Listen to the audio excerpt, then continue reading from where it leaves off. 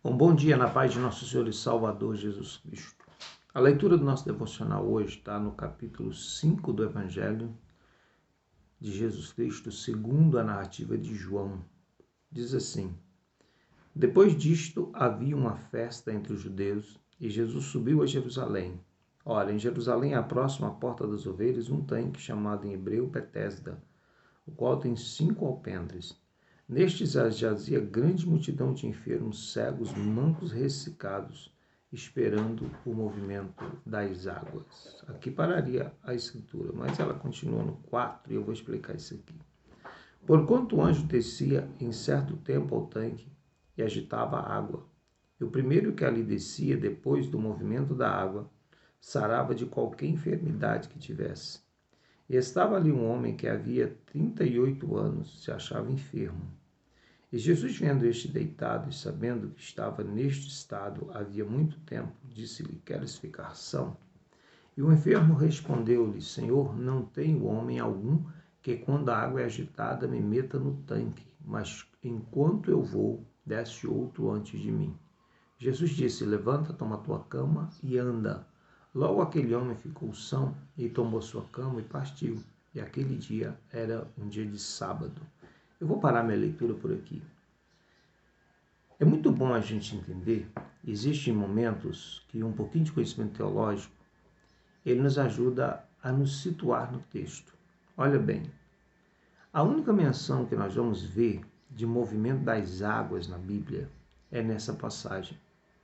Essa passagem é única, ela não é mencionada em outro texto das Escrituras. Se você tiver uma tradução, talvez uma versão, uma tradução mais antiga da Bíblia, talvez você encontre o versículo 4 entre parênteses ou entre colchetes. Quando você achar um texto na Bíblia entre parênteses ou entre colchetes, significa que esse texto não faz parte dos originais, que ele não foi extraído dos originais, mas é uma tentativa do tradutor de explicar uma situação dentro do próprio texto. Preste atenção. Parece que não é importante isso, mas isso é muito importante. Em Jerusalém, próximo à porta das ovelhas, um tanque chamado em hebreu Betesda, o qual tem 5 alpendres. E neste jazia grande multidão de enfermos, cegos, mancos, ressecados, esperando o movimento das águas.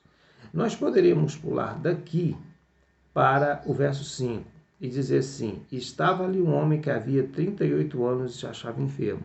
Você percebe que a transição do texto, sem o versículo 4, ela fica completa, ela é perfeita, ela não faz diferença para a gente ler. Só que o versículo 4 foi inserido como uma forma de explicar o que aquele povo acreditava e o motivo que eles se reuniam à beira daquele tanque. Segundo alguns estudiosos, isso era uma crendice, era uma crença que eles tinham e eles se firmavam muito nessa crença. Isso não é um fato, isso não era uma realidade, porque ela não é transcrita ou escrita em outra parte das Escrituras, mas esse próprio texto, ele é um texto que foi inserido na tentativa de explicar o motivo da fé e o motivo daquela multidão estar na beira do tanque. Tudo bem, deixa eu chegar onde eu quero. Eu quero dizer para você que às vezes nós nos apegamos às coisas que nem são reais, não são fatos, alguns mitos evangélicos e alguns mitos cristãos, e nós nos apegamos neles como se fossem a palavra de Deus.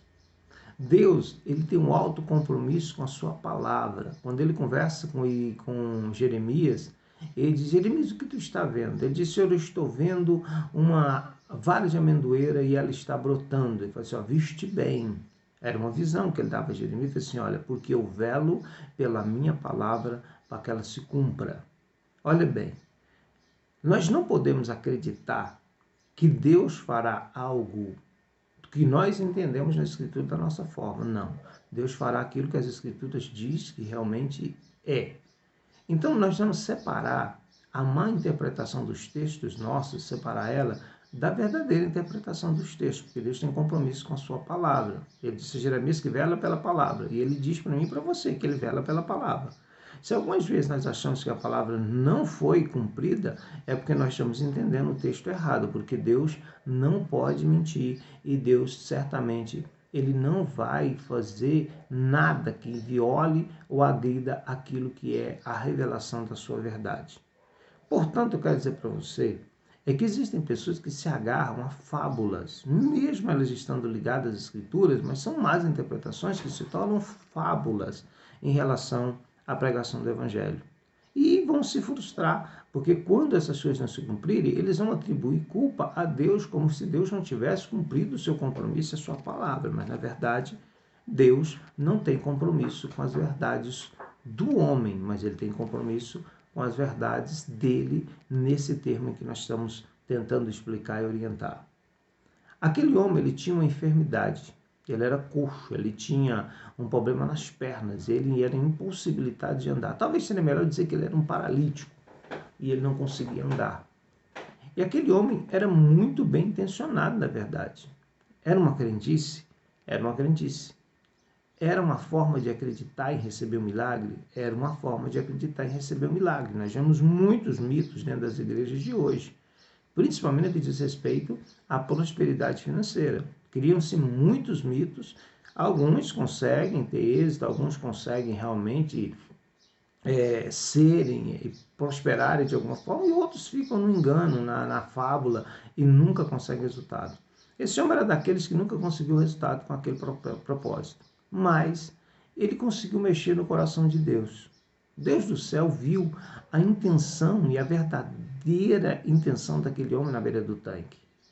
E ele, vendo isso, Deus lá do céu, ele estimula Jesus, que era Deus aqui na terra, a ir na beira daquele tanque para socorrer aquele homem. Talvez aquele homem fosse o homem mais sincero na beira daquele tanque. Talvez aquele homem fosse o homem desesperado, mais sincero que houvesse na beira daquele tanque, buscando uma resposta de Deus a uma situação. Uma coisa que Deus sempre gosta, ele acha em nós, é a fé. E ele achou fé naquele homem. Porque aquele homem está ali repetidas vezes, todos os dias, esperando que as águas se movessem pela descida de um anjo para que ele pudesse ser curado. Aquilo demonstrava fé, resistência de atitude, numa expectativa talvez vazia que nunca fosse acontecer. Olha bem, a Bíblia diz que Jesus, quando chegou na cidade, havia uma festa. Jesus ficou na festa? Não. Jesus, ele foi para a beira do tanque. É muito bom saber que o nosso Jesus, ele dá prioridade aos necessitados.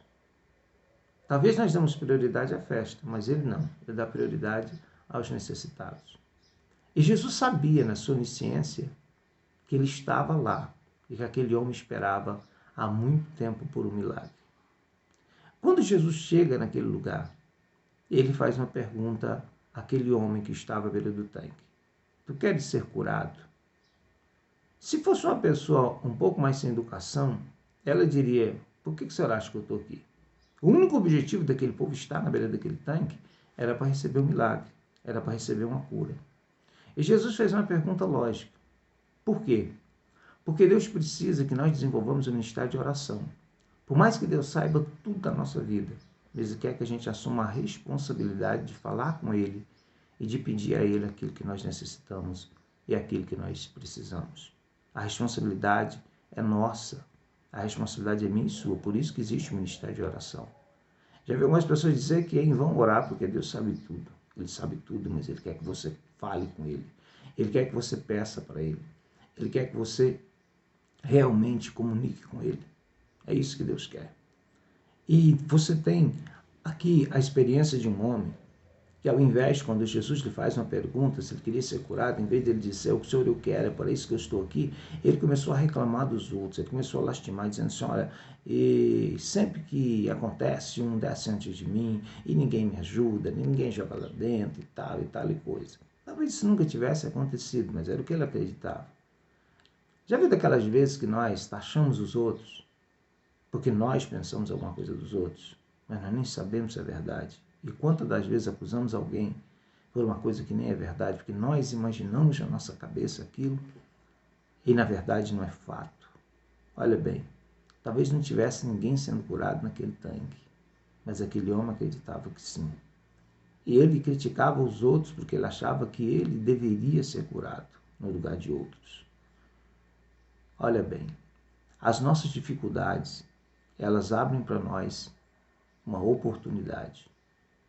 Se aquele homem pelo menos conseguisse imaginar à primeira vista quem estava falando com ele, se ele conseguisse entender que Deus havia descido dos céus, o Deus que criou os anjos havia descido do céu, estava com ele na beira do tanque, talvez a sua resposta, a sua reação fosse outra. Mas ele esperava na crendice. Ele esperava na sua crença de andar quilômetros atrás de um santo, atrás de um ídolo. Ele esperava na sua crença de pedir a algum santo que lhe fizesse um milagre, um anjo que lhe proporcionasse um milagre. Existem hoje adoradores dos arcanjos, do arcanjo Miguel. Existem hoje adoradores de anjos, quando nós temos Jesus tão perto de nós.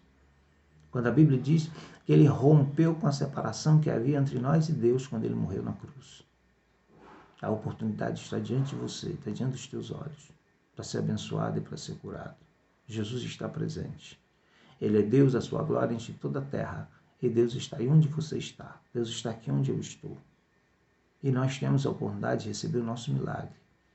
Não precisa ficarmos agarrados a crenças fabulosas e mentirosas. Não, nós podemos estar agarrados à verdade de Deus. Porque Deus é espírito, importa que seus adoradores o adorem em espírito e em verdade. E se tu está passando dificuldade, meu irmão, quero te falar uma coisa. Pode ser a tua grande oportunidade da vida. Já havia muitos anos a pregação dizendo que aquele que não vem por amor, vem por dor. Nunca achei esse texto das Escrituras. E eu creio que ele não exista. Mas eu te falo uma coisa. As nossas dores, elas são portas de oportunidade para mim e para você. As nossas dores, o nosso sofrimento, às vezes a nossa doença, ela é uma porta de oportunidade. Mas ainda depende de como nós responderemos às oportunidades que surgem na nossa vida. Como responderemos? Positivamente ou negativamente? Esse homem quase perdeu o milagre. Ao invés de dizer simplesmente a Jesus que ele queria ser curado, era fato. Ele começou a reclamar dos outros. Ele começou a achar que os outros não o ajudavam. Se Deus está pronto para te ajudar, por que tu reclamas ainda que os outros não te estendem a mão, se o próprio Deus te estendeu a mão e na mão dele está a solução para a tua vida? Pare, reflita e saiba que Deus está dentro de você. Ele está muito mais perto do que você possa imaginar. E Ele tem um milagre para a tua vida hoje. Que Deus te abençoe em nome de Jesus Cristo.